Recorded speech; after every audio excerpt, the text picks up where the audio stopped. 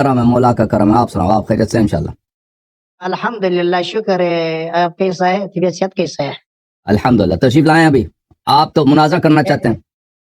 میرا آپ سے 2 سوال ہے. ٹھیک ہے، کرو. توحید پہ مناظرہ کرنا چاہتے ہیں. پہلا میرا آپ سے سوال یہ ہے، کیا آپ کا یہی ادعا ہے کہ جو بھی شخص مردے کو پکارے، چاہے وہ اچھا آدمی ہو، بڑا آدمی ہو، رسول اللہ صلی اللہ علیہ وسلم و اہل بیت علیہ السلام، ان کو پکارے، یہ پکارنا ان کا سبب شرک ہے؟ آپ کا یہی عقیدہ ہے؟ نہیں، نہیں عقیدہ؟ ہمارا یہ عقیدہ نہیں ہے، ہمارا یہ تو دعویٰ نہیں ہے. ادعا یہ نہیں ہے کہ اگر میت کو پکارے آپ تو آپ مشرک نہیں ہیں؟ نہیں، یہ ہمارا دعویٰ نہیں ہے. آپ کا دعویٰ کیا ہے؟ دعویٰ بتائیں. آپ اپنا دعویٰ بتاؤ یا ہم بتا رہے ہیں آپ کو؟ میں نے پوچھا نا، میں نے پوچھا آپ کا دعویٰ، آپ پوچھا، آپ سے آپ کہتے ہیں دعویٰ نہیں ہے، تو دعویٰ اپنا بتائیں. دعویٰ یہ ہے، ہمارا دعویٰ یہ ہے کہ اگر کوئی آدمی دعائے عبادت کسی علی، ولی، پھر فقیر، نبی، عیسیٰ، موسیٰ، ہارون، جو نبی ہو، اگر کوئی آدمی دعائے عبادت اللہ کے سوا کسی کو کرے، محبت ہو، حجر ہو، درخت ہو، یا نبی ہو، ولی ہو، جو بھی ہو، دعائے عبادت کرنا اللہ کے سوا، یہ ہمارا نزدیک لا الہ الا اللہ سے انکار ہے. کیونکہ کلمہ میں یہ ہے کہ اللہ کے سوا کوئی معبود نہیں ہے، اللہ کے سوا کوئی عبادت کا لائق نہیں ہے. تو اس لیے جو آدمی یہ کہتا ہے یا علی اغیثنی، ہم کو رزق دے دو، اولاد دے دو، علی مشکل کشا ہے، اس کا یہ عقیدہ کہ یا علی ابھی ہم کو اولاد دے دو، انہوں نے دعائے عبادت کیا، اس کا ایمان لا الہ الا اللہ کے ساتھ رابطہ ختم ہو گیا. تو یہ آپ دیکھیں، آپ کہہ رہے ہیں کہ صرف مجرد پکارنا، صرف کسی میت کو پکارنا یہ کفر نہیں ہے. ہاں سن لو نا بھائی، میں بول. آپ کہتے ہیں اگر دعائے عبادت کرے، کسی کی عبادت کرے، میت کی وہ دعائے عبادت کرے، تو پھر وہ مشرک ہے. یہ تو ہمارا بھی عقیدہ ہے.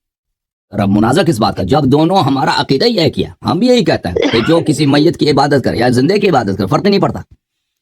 آپ عبادت چاہے مردے کی کریں چاہے زندے کی کریں، ٹھیک ہے نا. وہ اگر آپ عبادت کرتے ہیں یا اس سے آپ کی دعا عبادت ہے، بالکل آپ کی بات صحیح ہے، وہ مشرک ہے. مگر یہ کہ آپ اللہ کی دعا عبادت صرف اللہ کے لیے، یعنی عبادت جس کو معبود سمجھ کر آپ پکار رہے ہیں، جس کو الہ سمجھ کر آپ پکار رہے ہیں، وہ صرف اور صرف وحدہ لا شریک خالق کون ہے. ٹھیک ہے نا. تو پھر مناظرہ بنتا ہی نہیں نا. مناظرہ اس وقت ہوگا جب اختلاف نظر ہو. اب شیعہ جب کہتا ہے یا علی علیہ السلام علیہ السلام اغثنی، تو وہ اس کو معبود سمجھ کر نہیں پکارتے. آپ نے خود بولا مجرد پکارنا یہ شرک نہیں ہے. عبادت ہو تو شرک ہے، ٹھیک ہے نا. ہم ان کو عبادت معبود سمجھ کر اس پکارتے نہیں ہے نا. ہم پکارتے ہیں اس لیے، کس وجہ سے پکارتے ہیں؟ اللہ کے ولی سمجھ کر، نہ کہ معبود سمجھ کر. تو پھر مخالف اختلاف نظر ہی نہیں ہے. ٹھیک ہے نا. ہاں، بات ہی ختم. یہ اختلاف ابھی بڑا اختلاف کو نہیں، آپ نے خود کہہ دیا کہ پکارنا حرام نہیں ہے. بھائی ہمارا پکارنا حرام نہیں ہے. آپ نے کہا کہ عبادت کرے تو حرام ہے. ہم کہتے ہیں بھائی، ہم بھی یہی کہتے ہیں کہ جو عبادت کرے، بھائی شیعوں کا عقیدہ یہی ہے، جو عبادت کرے نا علی علیہ السلام کی عبادت کرے، وہ دنیا کا بدترین کافر نجس ہے. بات سنو، ایک ہے کسی کو پکارنا کہ اللہ یاری چائے پکاؤ، یہ شرک نہیں ہے، نہیں عبادت ہے. اگر میں نے علی رضی اللہ عنہ کو کہا کہ یا علی ہم کو اولاد دے دو، ہم کو شفا دے دو، یہ دعا عبادت ہے، یہ دعا یہ عبادت ہے. اس عقیدے کے ساتھ کہ علی ہمارا آواز سنتا ہے، علی ہم کو دیکھتا ہے، علی کو پتہ چل گیا، خبیر ہے، علی سمیع بصیر قدیر متصرف ہے. اس 4 عقیدوں کی دیکھیں، بنیاد پر اگر بھی اب میرا عقیدہ ہے کہ آپ سن رہے ہیں، شیخ صاحب میرا عقیدہ یہ ہے کہ آپ سن رہے ہیں، آپ میری بات سن رہے ہیں، یہ شرک ہے. اسباب کے شیخ صاحب میرے سوال کے جواب دے دو نا، میرے سوال کے جواب دے. میں بھی میرا عقیدہ ہے کہ آپ میری بات سن رہے ہیں، شرک ہے. اگر آپ کا یہ عقیدہ ہے کہ سید الرحمان امریکہ سے، پاکستان سے، امریکہ کے ہر بات سن رہے ہیں، یہ عقیدہ شرک ہے. میرا عقیدہ نہیں ہے، میں جو آپ کو کہہ رہا ہوں یہ آپ سن رہے ہیں، یہ شرک ہے. اس کا کہنے کا مطلب یہ ہے اسباب عادیہ میں اسباب نہیں ہے. شیخنا کو آپ اسباب کے نیچے بلا رہے ہیں یا اسباب؟ اس کا مطلب یہ ہے کہ غائب میں اللہ کے سوا کسی کو پکارنا وہ شرک ہے. اس کا مطلب یہ ہے سادہ الفاظ میں. بالکل بالکل، اللہ کے سوا کسی سے تو واپس آ گیا نا کرنا اسباب کے اوپر ایک منٹ میں اس پکچر کو صحیح کروں. ایک منٹ شیخ صاحب, میں پکچر کو صحیح کروں, میں آپ کو واپس آتا ہوں, آپ کے ساتھ گفتگو کرتا ہوں کیونکہ ابھی پکچر خراب ہے. اور آپ فون کو نہ ہلائیں شیخ صاحب, پلیز فون کو نہ ہلاؤ, ٹھیک ہے نا.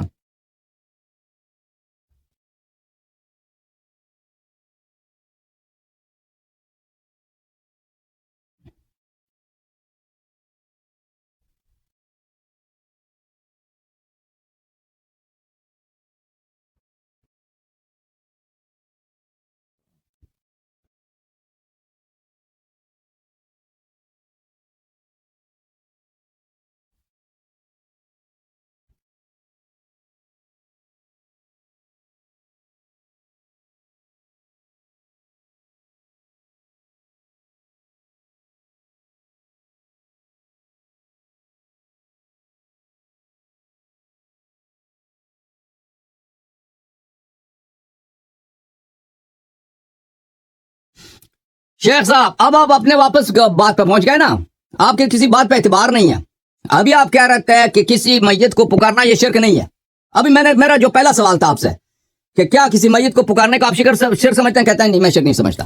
اب کہہ رہے ہیں اسی بات پہ واپس آئے, کہتے ہیں اس کو شرک سمجھتا ہوں نا. دیکھیں شیخ صاحب, آپ شیخ صاحب آپ ابھی مجھے ایک بات بتائیں, کسی میت کو پکارنا اس کو آپ شکر سمجھتے ہیں. ابھی دیکھ میرا عقیدہ یہ ہے کہ علی علیہ السلام یا رسول اللہ صلی اللہ علیہ وسلم میں آپ پکار دوں تو وہ میری آواز سنیں گے, ٹھیک ہے نا, چاہے میں امریکہ میں ہوں, چاہے میں یورپ میں ہوں, کہاں پہ بھی ہوں, میں پکاروں وہ سنیں گے. تو آپ سمجھتے ہیں یہ شرک ہے؟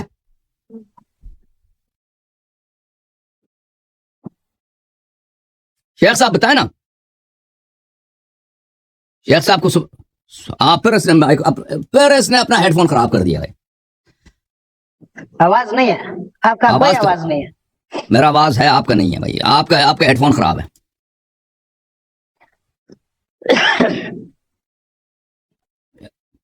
آواز آ رہی ہے آپ کو صحیح صاحب؟ حافظ سعید آواز بالکل آپ کا بند ہوتا ہے. بند ہوتا ہے.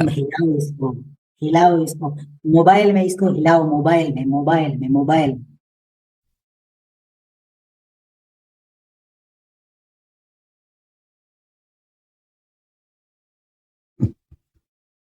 اس سے ابھی فریز ہو گیا, شاید وہ ہلا رہا ہے, وہ فریز ہو گیا, وہ کچھ کر رہا ہے ابھی.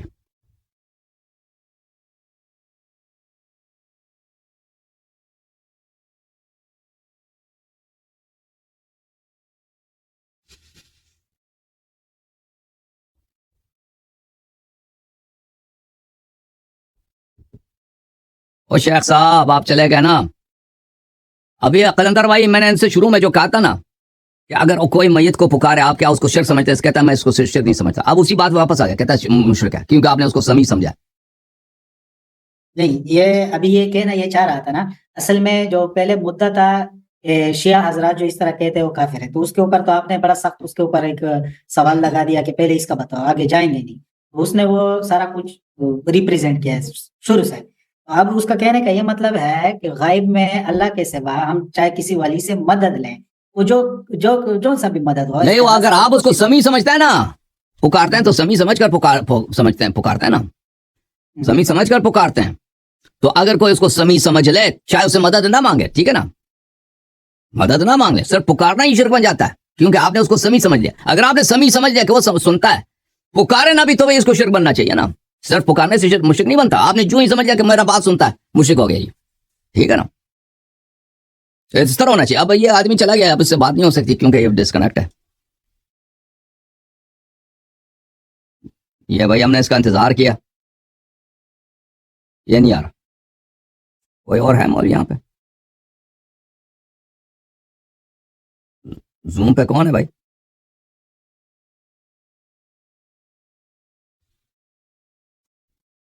دیکھیں اگر کوئی نہ ہو تو حضرت میرا کچھ ایک ہے, اگر کوئی اور نہ ہو تو پھر میں آگے رکھتا ہوں اپنا. میں انجم بھائی کو لے کے آؤں, انجم بھائی کے کچھ کہنا چاہتے ہیں, پہلے اجازت دیں 2 منٹ. وہ آ گیا بھائی, وہ کہتا ہے میں آ گیا. ٹھیک ہے, ٹھیک.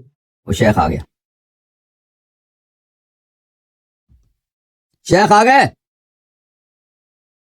اور تیرا آواز نہیں ہے, تیرا شیخ ایسے فضول کر رہا ہے. آ گیا پھر چلیں, ہاں آ گیا. ٹھیک ہے, آپ موجود تھے. اور بھائی کوئی اچھا سا فون خرید لو, ہیڈ فون خرید لو, کیمرہ اپنا دیکھ لو, حالت ہے تیرا کیمرہ گندا ہے میرے خیال میں. نہیں گندا نہیں ہے، کیمرہ ٹوٹ گیا. ابھی ہمارا مائک کس طرح ہے؟ یہ حضرت میں نے اس کو گفٹ کرنا تھا، لیکن یہ کسی سے گفٹ نہیں لیتے ہیں نا، کیونکہ یہ شرک سمجھتا ہے کسی اور سے مدد لینا. اسباب کے نیچے شرک نہیں ہے، اسباب سے اوپر شرک ہے. جس طرح علی کو کہے کہ یا علی اگر اس نے ہم کو اولاد دی، یہ شرک ہے. شیخ صاحب یہ اسباب کے اوپر اسباب کے نیچے آپ مانتے ہیں کہ دنیا میں غیبی اسباب بھی ہیں؟ ایک ہے تحت الاسباب جو انسان ایک دوسرے سے طلب کرتا ہے کہ ہم کو شیخ صاحب آپ مانتے ہیں؟ میرے سوال کا جواب دے دو شیخ صاحب، یہ چالاکی نہ کرو پلیز. میں نے جو سوال کیا اس سے پوچھو، کیا آپ کا ایمان ہے کہ اللہ نے دنیا میں بہت سارے اسباب بنائے جو ہمیں نظر نہیں آتے، غیبی ہیں؟ ایک ہے فعل اللہ کا فعل، ایک ہے مخلوق کا فعل. او بھائی اللہ کے علاوہ اللہ نے فعل مانتا ہے. جیسے اللہ کے مخلوقات ہیں نا ہمیں نظر آ رہے ہیں، آپ ہیں میں ہوں، آپ مجھے کہتے ہیں کہ پانی دے دو، میں کہتا ہوں جی بسم اللہ پانی پی لو، چائے پی لو، ایک نظر آتا ہے نا اس طرح. اب میں دوبارہ سوال نہیں پوچھوں گا بھائی، اب چالاکی کیا سوال کا جواب نہیں دیا نا تو میں آپ سے گفتگو نہیں کروں گا، پھر مجھے غصہ نہ دلاؤ. بھائی صاحب سوال سب کو سمجھ آ رہے ہیں، آپ کو بھی سمجھ آیا. کیا آپ مانتے ہیں کہ اللہ تعالیٰ کے بہت سارے اسباب ہیں، بہت سارے اسباب جو ہمیں نظر نہیں آتے، غیب میں؟ مانتے ہیں نہیں مانتے؟